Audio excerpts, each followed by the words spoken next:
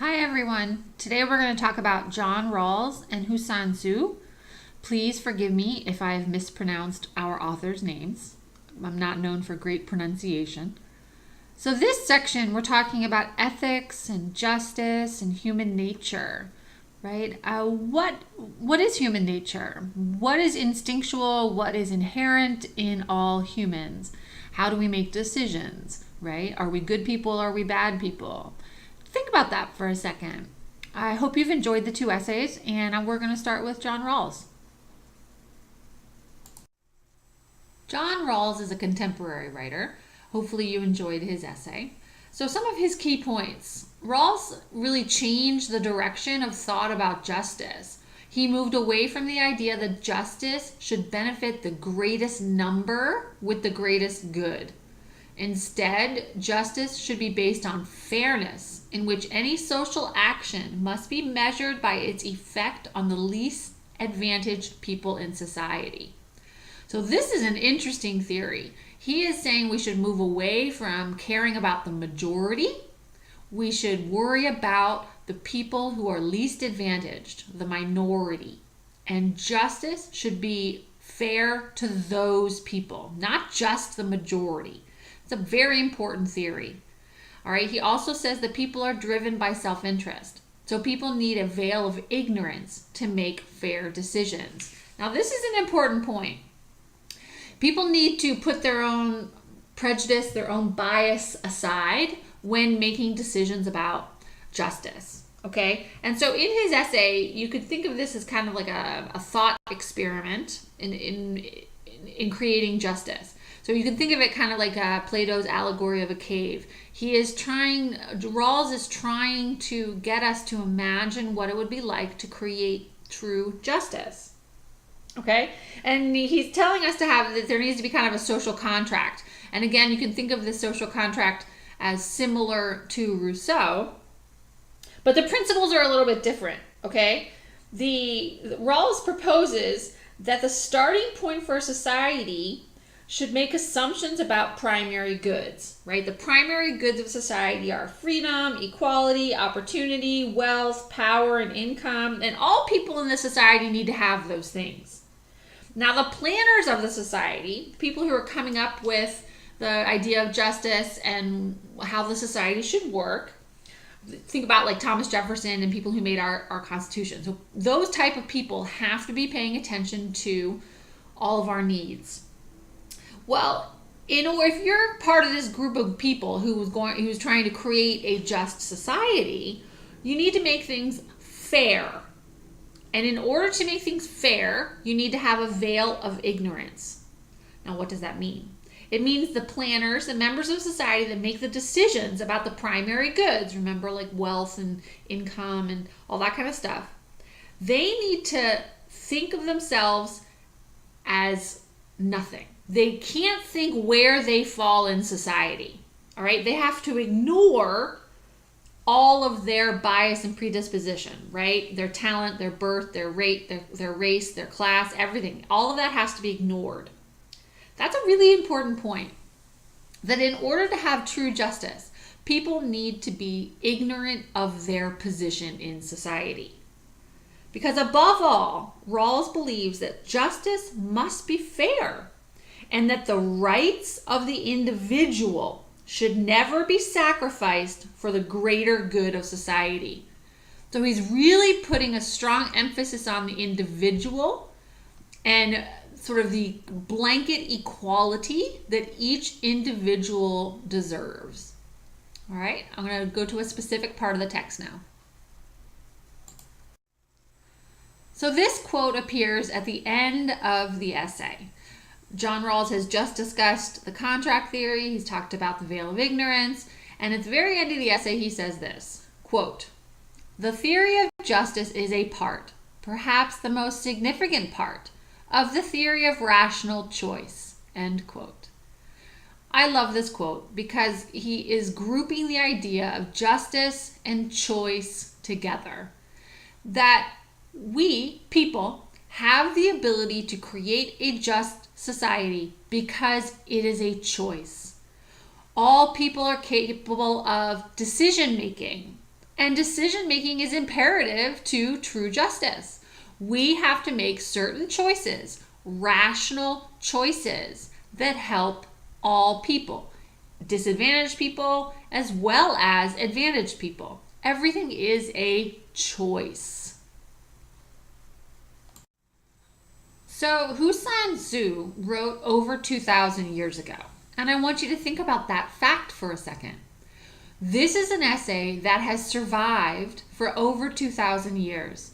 People are still reading and talking about his ideas. That shows you the power of words and the power of these ideas.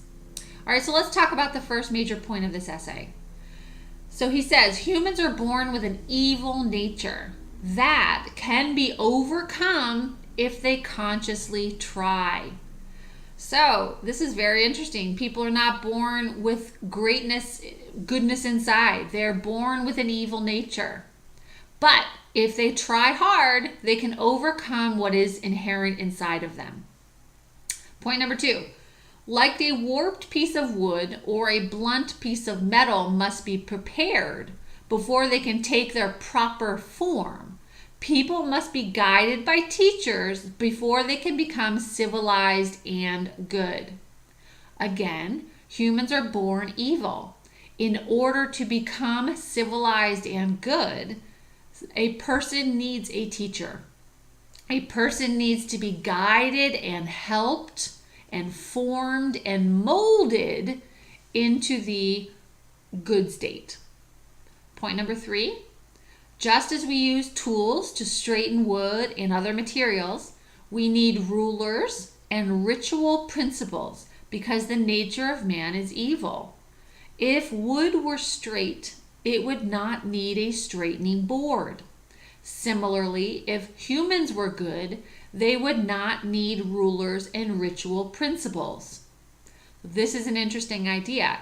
If people were naturally good, there would be no need for teachers, rulers, or any form of government, right? People would act accordingly to their nature, which would be good.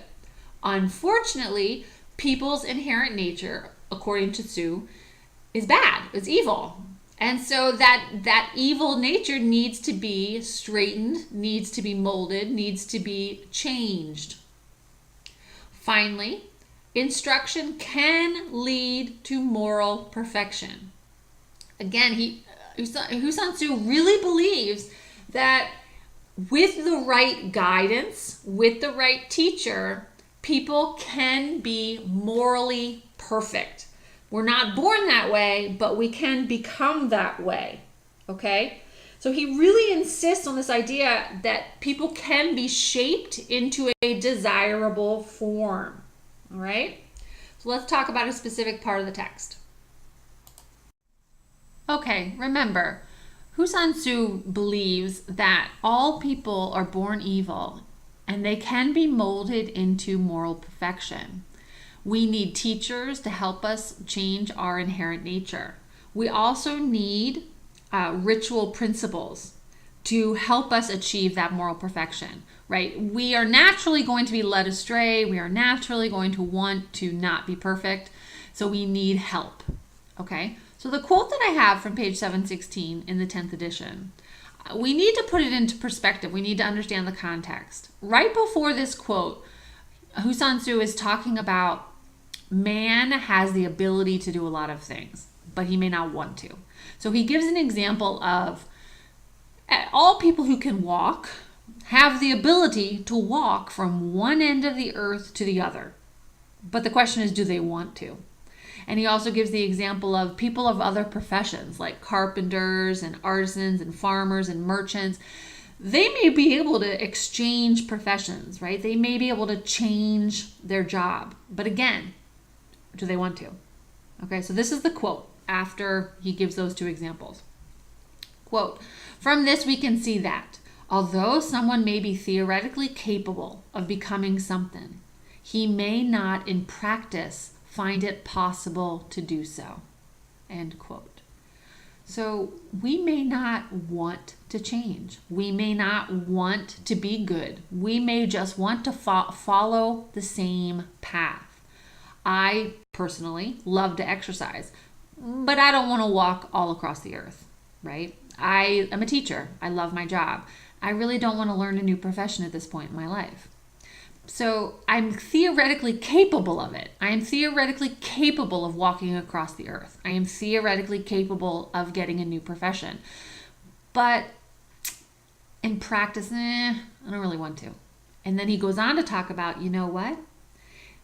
It's completely clear that man is theoretically capable of becoming something else, which means that our nature is lazy, but we have this capability. Now, how do we tap into that capability? And that is what Rawls and Tzu's real main point is.